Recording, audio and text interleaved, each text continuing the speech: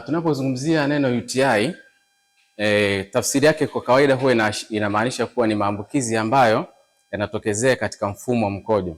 Na tunapozungumzia mfumo wa mkojo, kwa hapo ukiangalia mbele yako inahusisha figo, mirija ya mkojo ambayo inaitwa ureters, ni hii hapo, ambayo inatoa mkojo kutoka katika figo kuelekea katika kibofu cha mkojo, na sehemu ya mwisho kabisa ni mrija wa mkojo ambao unaitwa urethra.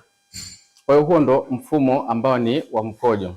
Kwa mfumo huu ukiangalia, kuna ule sehemu ya juu na sehemu ya chini. Sehemu ya juu inahusisha kibofu, inahusisha mirija ya ureta pamoja na figo, na sehemu ya chini inahusisha kibofu cha mkojo pamoja na mrija ambao unaitwa urethra.